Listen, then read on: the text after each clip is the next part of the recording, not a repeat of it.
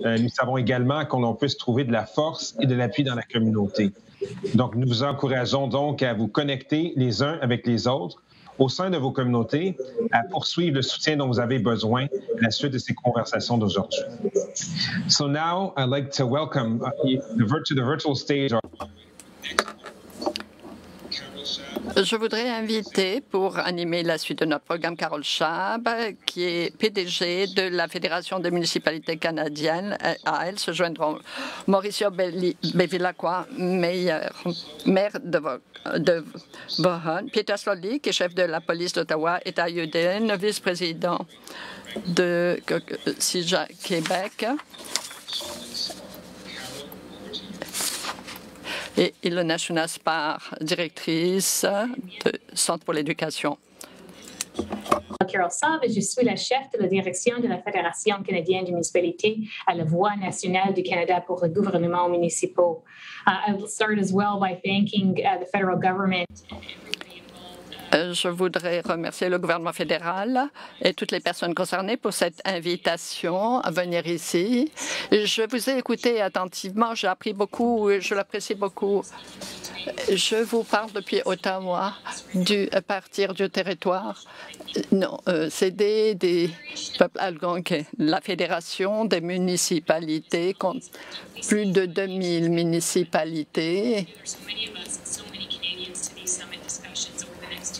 Et à participer avec les leaders de ces municipalités sont bien représentés ici, y compris notre président à ce panel.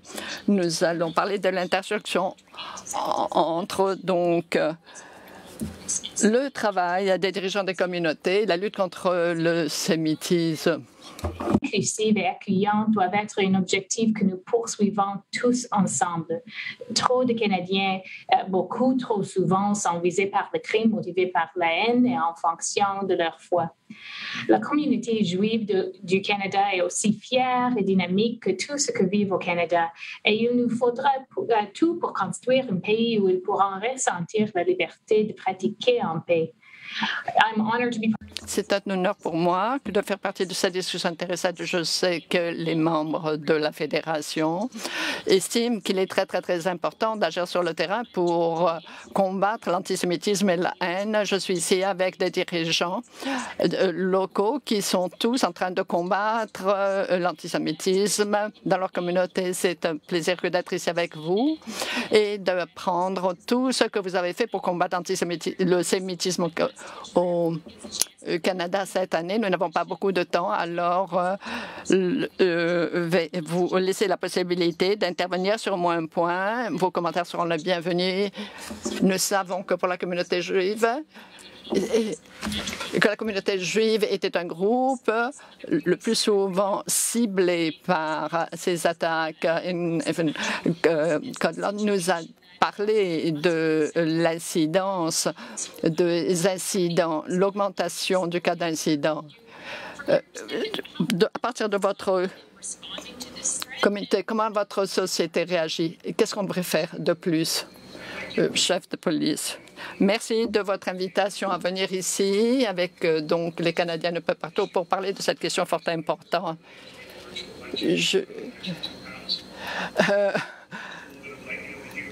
Bon, merci pour l'éclairage.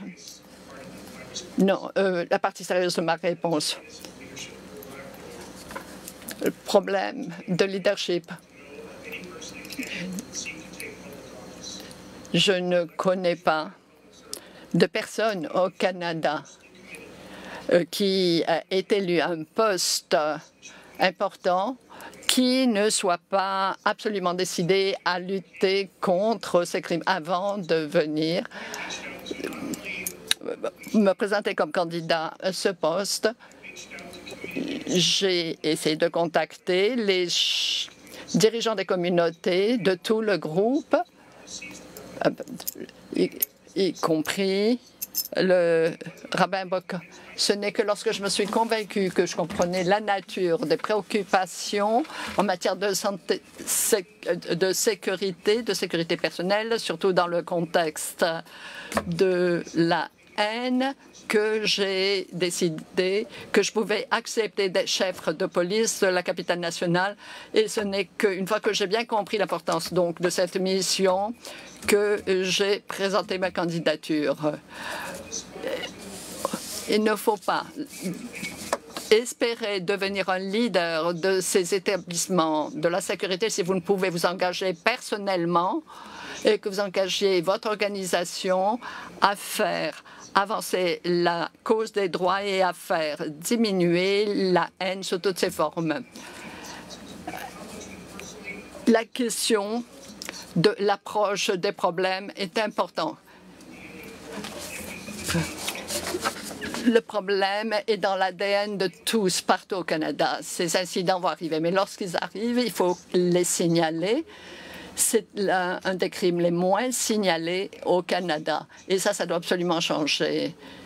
C'est la responsabilité de tous de promouvoir la signalisation de ces crimes haineux. Même si vous ne pensez pas que ce sera signalé, là, il faut le signaler à la police. Vous n'avez peut-être pas confiance à la police, mais signalez à un leader de votre communauté qui reportera ça à la police.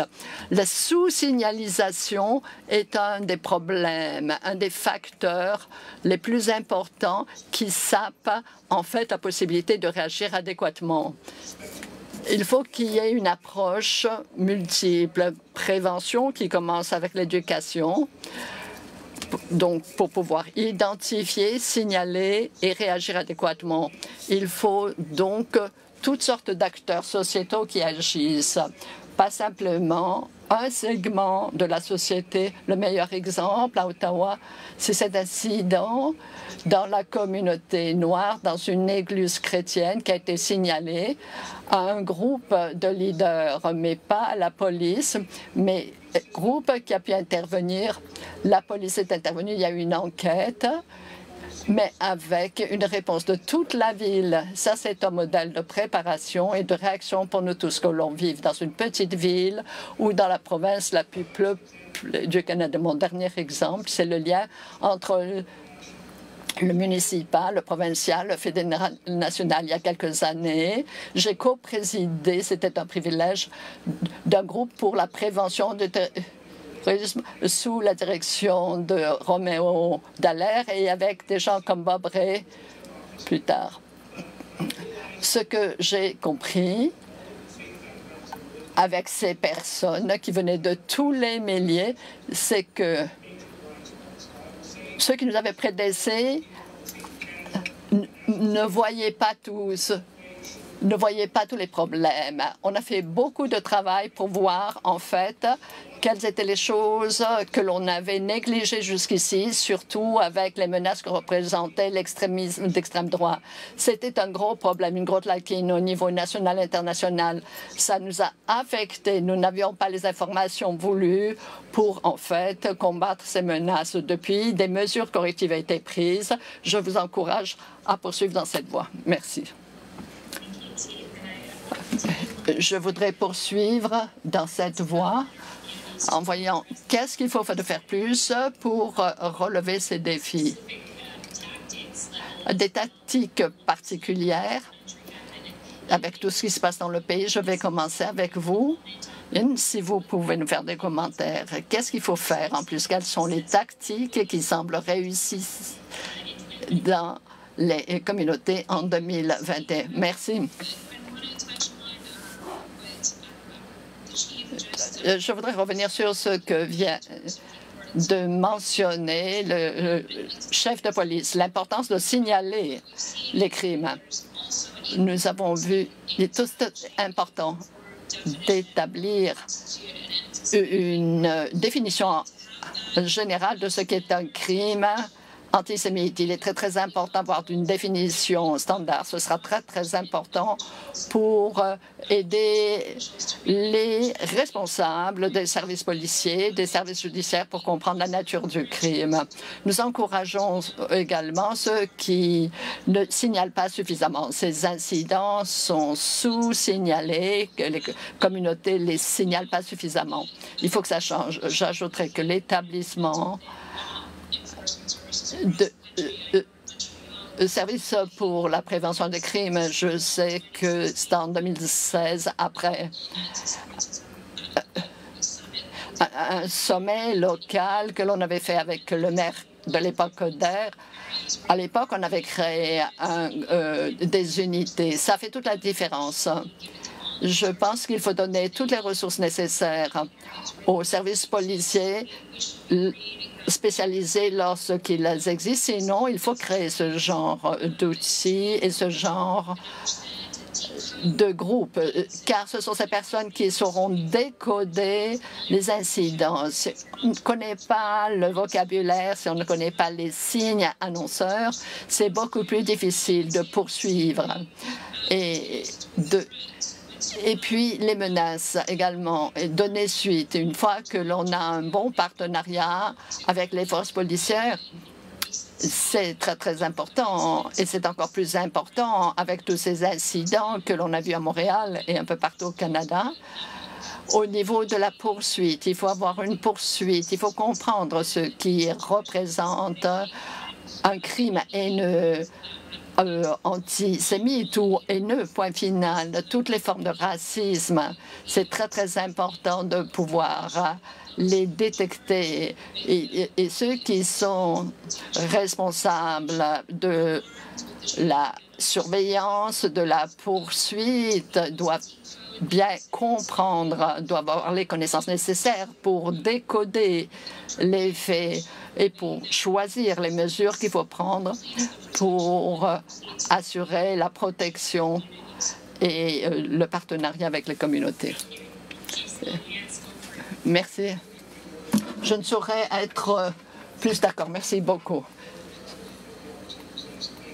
Merci beaucoup de dire.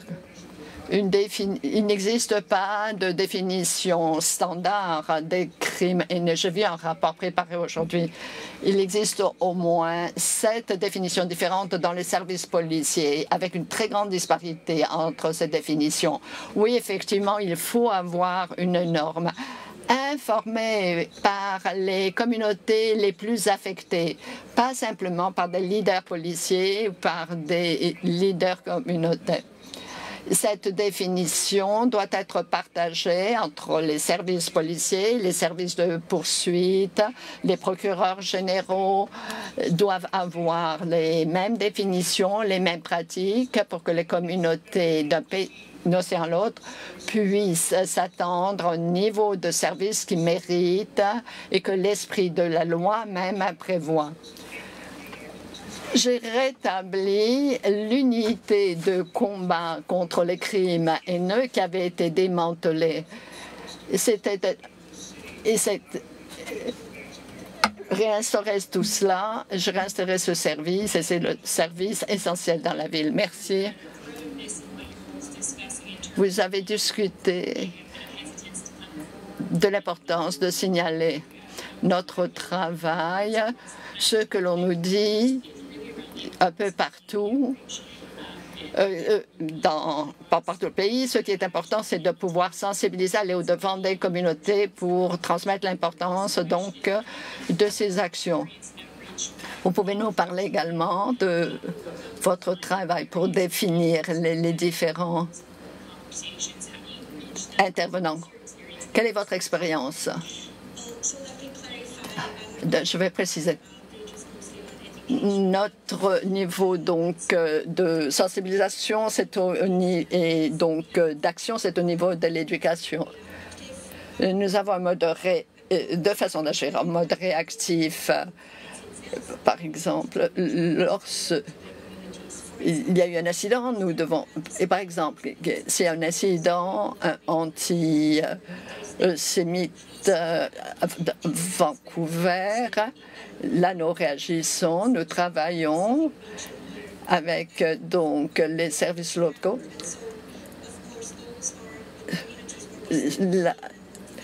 C'est les communautés qui vont déterminer ce qu'elles veulent à partir de l'incident antisémite. Bon, il y a problème d'augmentation de ces incidents, mais plus que ça, Mais ces incidents, on les voit pas simplement au niveau secondaire, au niveau des écoles secondaires, mais ça commence au niveau de l'élémentaire. Ça, c'est quelque chose que l'on a observé, constaté.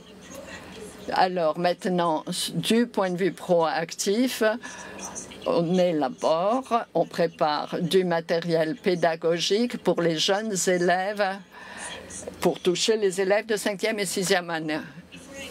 Mais avant de continuer, je voudrais faire un commentaire assez bref sur ce qui a été dit tout à l'heure, la définition du crime haineux, comme moi, qui travaille à la création de ressources. Et nous venons justement de créer ces ressources sur l'antisémitisme.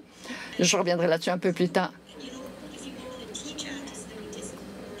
Si vous voulez enseigner quelque chose autour de l'antisémitisme et des crimes haineux, il serait utile d'avoir une définition. Tout commence là au niveau de l'éducation. Alors j'espère qu'on s'entendra sur une définition commune et ça facilitera considérablement le travail d'éducation.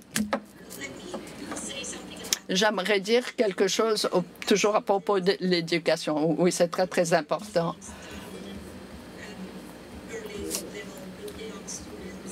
Il faut commencer donc dans le secondaire.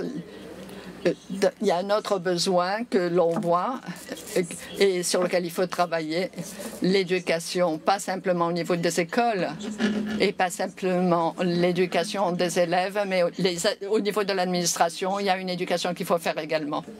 Et d'autres groupes, tous les groupes, dans le cadre de leur formation, nécessitent une éducation à la diversité et à l'inclusion. Je pense au personnel policier, les gens qui sont sur la ligne de front, qui travaillent sur la ligne de front, qui doivent comprendre ce qu'est l'antisémitisme, l'histoire de l'antisémitisme. Et il y a aussi tellement de manifestations d'antisémitisme de nos jours. Avec les those are radar to reach out. Nous devons entendre la masse collectivité aussi. Et en dernier lieu, je veux vous parler de l'importance de connaître les médias. Nous ne pouvons pas lutter contre l'antisémitisme sans accroître nos compétences de littératie médiatique. On l'a déjà entendu aujourd'hui, l'antisémitisme en ligne est tout à fait présent. Nous avons beaucoup à apprendre au sujet de la littératie. Il s'agit des jeunes élèves et le grand public. Quand je dis littératie des médias, l'éducation, c'est une chose à déceler. L'antisémitisme, la haine et les théories de complot antisémites pour que les gens comprennent ce qui est faux, ce qui est la haine et les sources crédibles. Mais c'est aussi la formation pour moi, c'est aussi pour refléter sur notre comportement en ligne et comment le combattre en ligne. Par exemple, les médias sociaux. Dans les ressources que j'ai mentionnées, il y a tout un chapitre consacré à cela.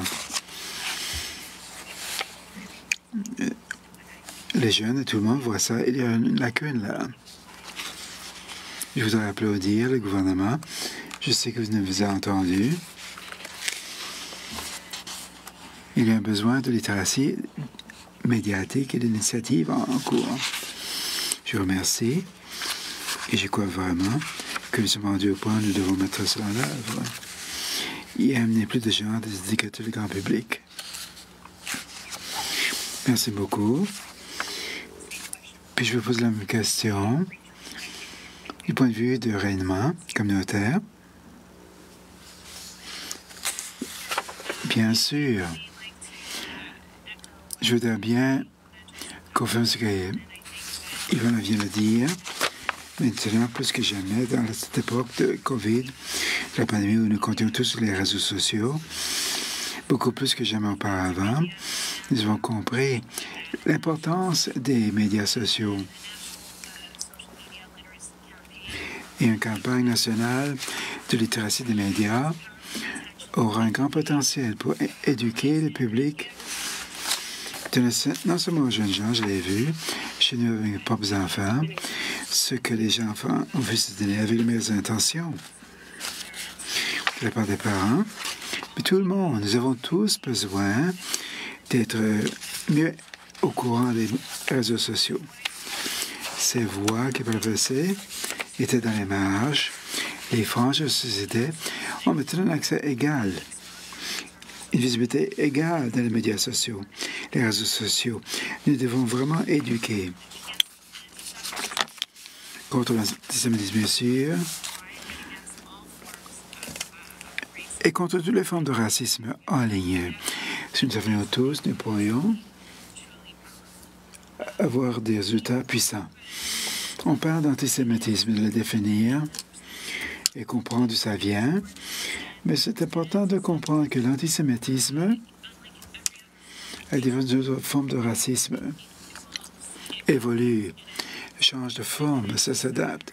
On trouve dans tous les secteurs. On a beaucoup parlé de droite, mais on peut trouver cela à la gauche aussi, dans différents groupes d'intérêt, des groupes sociaux, des groupes chrétiens, certains groupes musulmans. L'antisémitisme s'adapte. Ça devient un outil qui sert aux gens. C'est un signe prédicateur de radicalisation, comme encore le disent le canari dans la mine.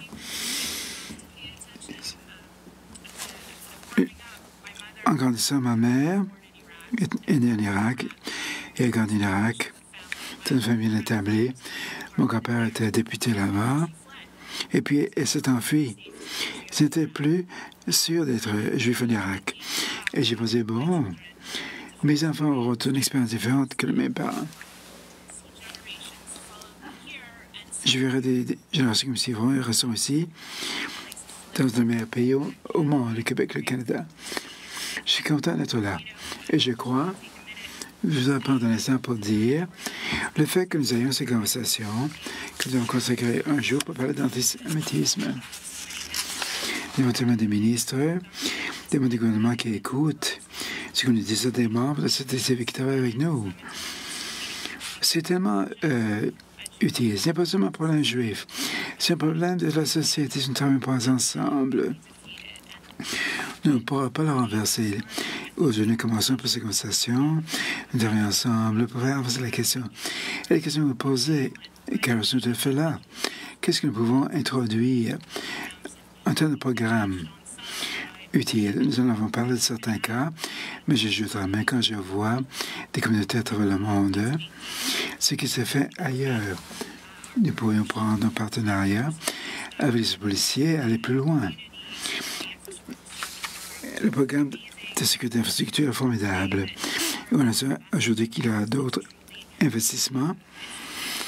C'est remarquable. Je sais que cela aura un effet sur les communautés canadiennes de façon fort positive. Mais dans des villes à travers l'Europe, vous avez ce qu'on appelle la fiducie communautaire. On voit ça au Royaume-Uni, Australie, en Afrique du Sud. C'est comme un cadre bénévole des particuliers qui sont des patrouilleurs dans les synagogues, les écoles, les centres communautaires, les musées, et aide la police à prévenir. Et on sait, et nous savons, que cela a été efficace. Si nous travaillons ensemble avec le gouvernement, pour l'ensemencer les Canadiens, nous pouvons voir des communautés juives et d'autres Canadiens qui travaillent avec les services policiers pour assurer que la protection de nos communautés soit assurée. Nous faisons tout ce qu'il faut pour faire avancer les choses. Merci beaucoup, Eden. C'est très bien dit. Le fait que ceci exigera que tout le monde qui travaille ensemble. C'est l'importance des conversations comme celles que nous avons aujourd'hui. Aborde tout cela et je voudrais l'élargir un peu plus. Nous avons tous parlé de la montée de l'antisémitisme. Nous avons vu que des Canadiens, des Canadiens éprouvent cela, sont horrifiés par cela. On voit des actes et ont peur. M. Belivaca, vous avez été chef de file d'une nouvelle communauté. Dans ces moments, lorsqu'il y a ces actes de haine antisémitique, comment est-ce que les groupes de gens que vous pouvez créer un changement? Comment vous pouvez tirer du positif de ces moments négatifs pour que nous puissions en fait faire des progrès à une époque difficile? Merci de la question. Dans les leadership, une des choses les plus importantes, c'est la clarté. La clarté de la vision. Il y a des gens qui sont motivés par ce qu'on appelle des fréquences plus élevées. Amour, compassion, compréhension, respect mutuel. Et puis il y a ces gens de la société motivés par les fréquences plus basses. Haine, cupidité, jalousie. Toutes ces questions qui alimentent le négatif de la condition humaine. Cette clarté est donc très importante. Et vous avez manifesté cette fin de façon crédible. Par exemple, vous parliez de l'Holocauste, l'Alliance de souvenirs, définition de l'antisémitisme. La ville de Vaughan était la première ville en Ontario à en fait adopter cette définition. Pourquoi est-ce que je le dis? Un leader doit être là à 100%. Le combat contre l'antisémitisme n'est pas un engagement à temps partiel. Tous les jours, vous devez trouver des façons de manifester votre engagement envers l'antisémitisme. Travaillez avec les groupes. Les aménismes aux États, Fédération UJ, et vous travaillez ensemble avec des groupes naissants. Abraham Global Peace Initiative, David Benlolo, qui commence, mais qui fait du travail exceptionnel. Un leader doit être présent. On ne peut pas être absent. On doit être là physiquement, spirituellement, intellectuellement, dans le domaine de l'antisémitisme. Il s'agit de manifester cet engagement en reconnaissant que quelqu'un comme Max Hager, un grand pédagogue qui a reçu un prix avant, un écrivain, je l'ai visité Israël avec lui. Max pour moi, Max Gazem pour moi, est quelqu'un qui incarne cet engagement. Pourquoi? D'une part, vous devez éduquer. D'autre part, vous devez fournir des ressources. D'autre part, c'est trop bien. Maintenant, nous disons, nous devons nous engager avec cela d'une façon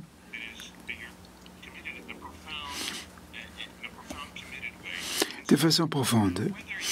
Alors, qu'on célèbre le patrimoine juif, c'est une ouverture pour nous de parler de l'antisémitisme aussi, que l'on parle d'augmenter le drapeau de l'indépendance ou le jour de souvenir de l'Holocauste. Ceci donne aux leaders la possibilité de parler des questions qui préoccupent la communauté.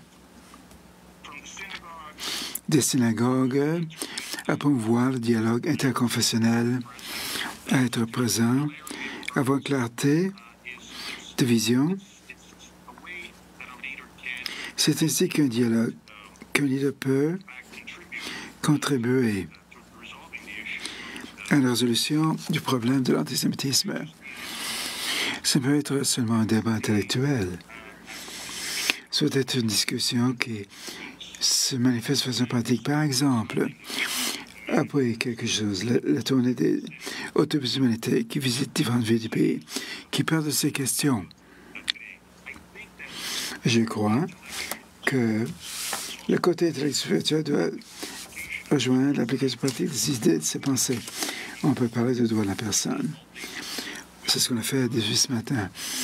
On peut parler de l'autorité du droit, du principe démocratique.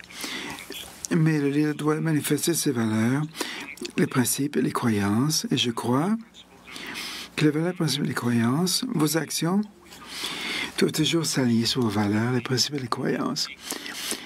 Et vous devez saisir toutes les occasions de promouvoir les valeurs que nous épousons tous. Parfois, nous voulons que les choses soient plus compliquées. Dans la vie, il y a des droits, le bien et le mal. Ce sont les absolus. Trop mettre l'accent sur les zones grises, parfois, nous ralentit. Être quelqu'un d'antisémite, c'est mauvais. C'est pas bien. Et ceux parmi nous qui croient en ce qui est bien dans la société devons être vigilants. Nous devons protéger ces valeurs, car ces valeurs, ces croyances ont été obtenues à un coût élevé. Vous devez les respecter. Vous devez les respecter. Voilà pourquoi je crois que l'éducation compte, mais aussi avoir tolérance zéro pour l'antisémitisme. C'est très important. Ce serait un objectif noble qui s'aligne sur nos croyances. Si nous croyons que l'antisémitisme doit être vaincu ensemble, nous devons fournir aux intervenants dans la société, il vous faut des marches multiples, appels multiples pour vaincre l'antisémitisme. On doit fournir les ressources nécessaires.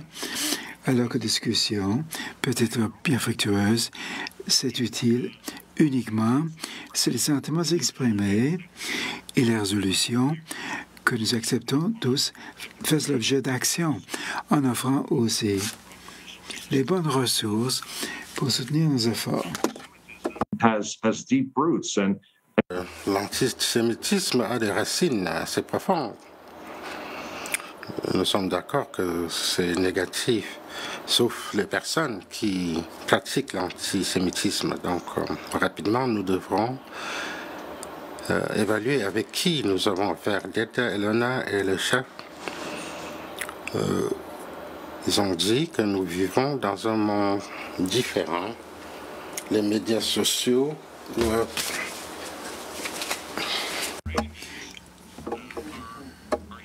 We don't see their faces, but the acts are still taking.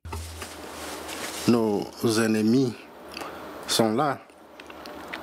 Et j'ai aussi pensé que c'était intéressant pour les panélistes qui ont parlé de l'importance de la clarté, même dans les définitions, un sentiment de normalisation à l'échelle du pays. Cela exige du leadership. Et il faut s'assurer d'avoir un plan d'action qui est non seulement local et national, mais qui est conforme aux critères globaux. Nous savons que les forces antisémitiques ne respectent pas les frontières entre les pays. Ils peuvent réaliser leurs objectifs de différentes manières. C'est une menace internationale. Il faut le prendre très au sérieux. Et j'ai beaucoup profité de l'apprentissage de Erwin Kotler. J'étais son collègue à Ottawa depuis un certain nombre d'années. Et j'ai appris beaucoup de choses. Et j'ai appris une chose de M. Kotler. Les termes, les plans doivent être mis en place et il faut mesurer nos réalisations, notre progrès. Et ce n'est pas juste quelque chose qu'on fait lors d'un sommet national, même si en écoutant le Premier ministre aujourd'hui, c'était bien. Et je le connais, c'est un ancien collègue. Je sais qu'il est très engagé à ce processus avec l'aide des personnes comme Erwin Kotler. Donc, je puis vous dire, bref, selon la question que vous m'avez posée, la clarté est importante et il faut avoir des objectifs clairs. Il faut démontrer un véritable engagement parce que c'est une question qui est très exigeante. Il faut rallier beaucoup de personnes. C'est pour ça que je compte beaucoup sur les organisations. Nous avons l'un des plus grands centres à l'extérieur d'Israël, à Bonn. Et la communauté juive a fait beaucoup de travail.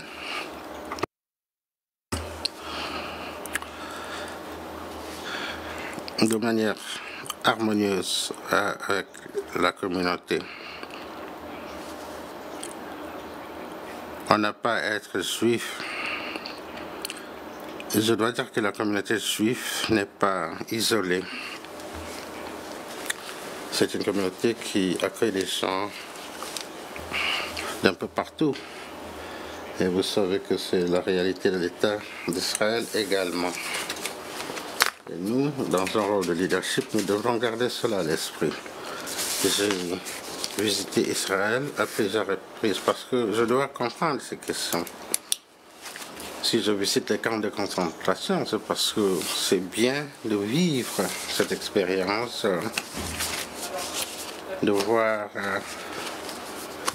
un endroit qui a suscité beaucoup d'émotions. Ça faisait partie de mon éducation personnelle.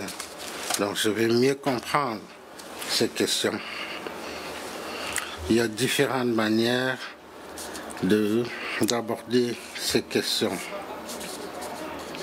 Chaque jour, vous devrez vous engager un tout petit peu à cette question. Et à la fin de l'année, vous allez savoir que vous avez eu de bonnes mesures liées à cette question. Et c'est la manière de l'organiser. Merci.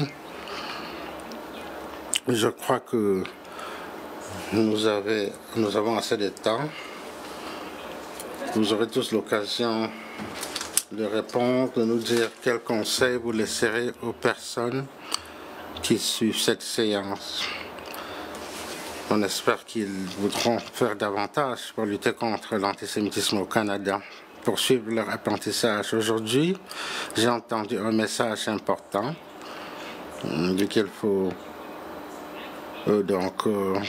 donner des stratégies, des ressources aussi concrètes que possible, quelques conseils à transmettre à l'auditoire. Chef Flory, je commence avec vous.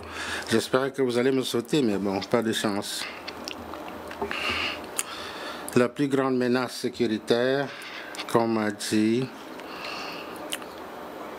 lors d'un colloque il y a 5 ans, c'était décrit comme la mort de la vérité. On ne peut pas croire ce qu'on voit dans les médias, ce que les voisins disent, ce que les élus disent. Et donc la mort de la vérité signifie la force des mensonges. Il faut apprendre la vérité sur les droits de la personne, sur les questions d'antisémitisme. Il faut clarifier ces questions.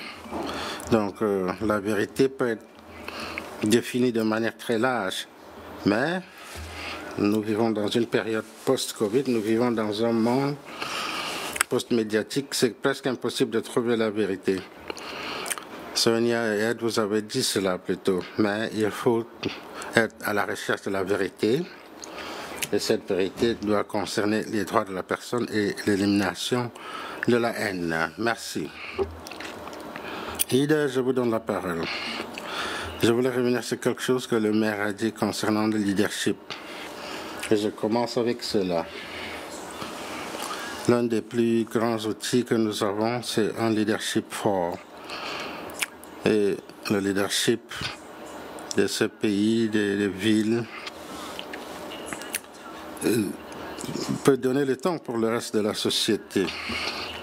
Nous avons vu des incidents à l'échelle du pays, des tragédies, par exemple dans la mosquée à Québec, l'incident à Windsor, ensuite aux différents incidents à l'échelle du pays.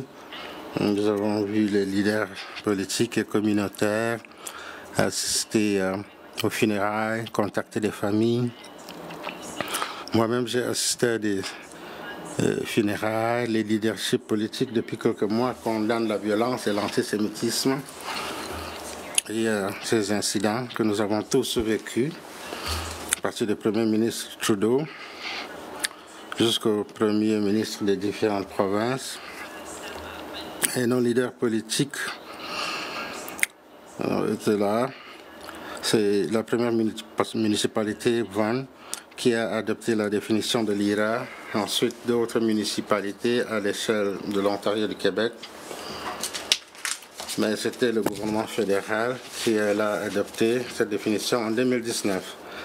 Et les provinces du Nouveau-Brunswick, de l'Ontario et du Québec sous le leadership de M. Bernard Charette, ministre de lutte contre le racisme.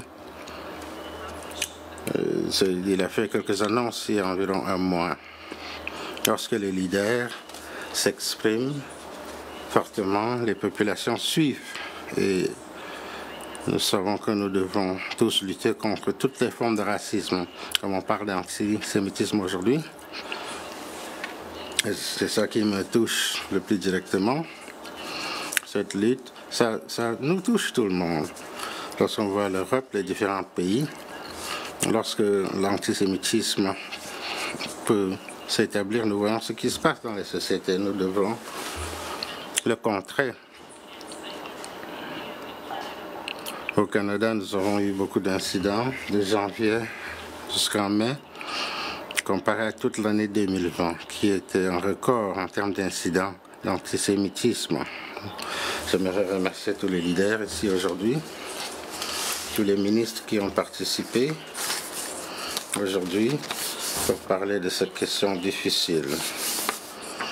Dire que c'est la première étape, nous allons travailler ensemble dans la lutte contre l'antisémitisme et le racisme en général. Merci, Dr. Schumann-Spar. J'ai 3 points à soulever rapidement. C'est un encouragement. Vous pouvez, c'est très facile de se laisser inonder. Parfois, nous sommes un peu inondés. Je dis normalement que nos étudiants peuvent enseigner. J'aimerais partager cela avec vous. Nous avons tous un choix. Nous pouvons être silencieux et je crois que ça revient à cela finalement. Donc nous sommes encouragés. Nous voulons vérifier quels sont vos choix. Et deuxième point, j'aimerais vous remercier tous pour cette organisation. Ça nous donne l'occasion de parler, mais également d'écouter. Je crois que c'est très important. Le bon leadership concerne l'écoute également. Ce que disent les différents groupes de victimes, les autres groupes à risque. Ce qui m'amène au 3e point, le partenariat. Nous ne devons pas hésiter à demander de l'aide des autres groupes à risque. Je crois que nous devrons lutter ensemble. Et en me basant sur notre expérience, nous avons un partenariat très utile. Et je crois que les gens veulent créer ces partenariats dans la lutte contre l'antisémitisme. Notre institution a un long partenariat avec les Premières Nations.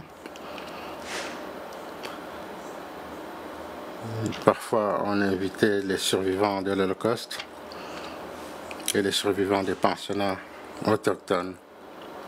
Donc, c'est une source de soutien mutuel et ça démontre comment traiter le traumatisme.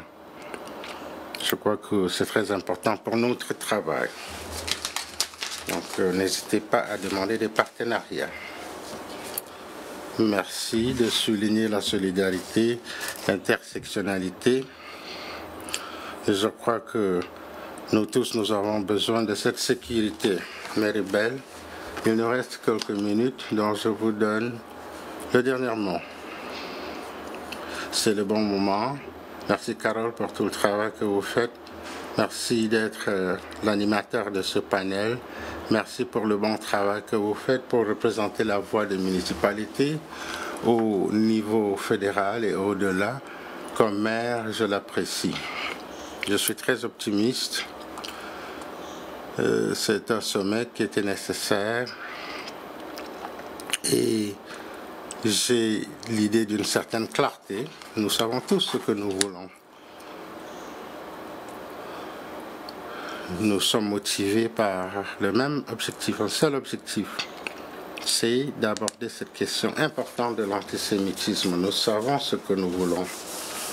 Et lorsqu'on a ce défi dans la vie, savoir ce qu'on veut, Je crois que c'est un déterminant du succès. Ce sommet démontre clairement que nous sommes unis et que nous sommes axés sur cet objectif. Nous avons la clarté nécessaire.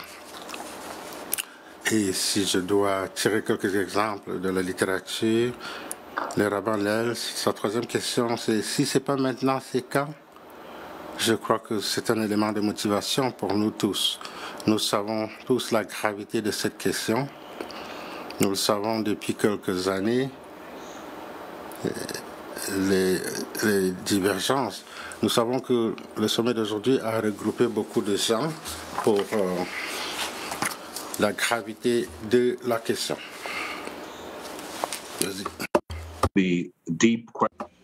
Qui ont pu apporter des réponses à toutes les questions posées par l'antisémitisme à l'humanité. Ça, c'est une bonne chose. C'est une approche qui va nous être utile et cela nous donne une occasion d'évaluer la situation dans laquelle nous nous trouvons aujourd'hui grâce à toutes les voix qui se sont jointes à nous. Mais à terme, nous pourrons déterminer comment nous progressons à titre de société, à titre de pays pour aborder ce dossier. Je voudrais vous remercier à nouveau et bien sûr remercier le Premier ministre et l'ensemble de son cabinet. Et j'ai remarqué une forte présence, ce qui indique que ce gouvernement prend ce dossier au sérieux et c'est un dossier important et il y a beaucoup d'années que je l'enseigne et on l'apprécie vraiment tous beaucoup. Merci beaucoup, merci à tous nos panélistes, à toutes les personnes qui nous ont rejoints aujourd'hui. Je voudrais vous remercier aussi au nom du gouvernement fédéral, et je voudrais remercier le Premier ministre et son équipe d'avoir organisé l'événement d'aujourd'hui. Peter, je vous redonne la parole. Merci beaucoup, Carole. Merci à tous les intervenants de cette conversation tellement intéressante et perspicace.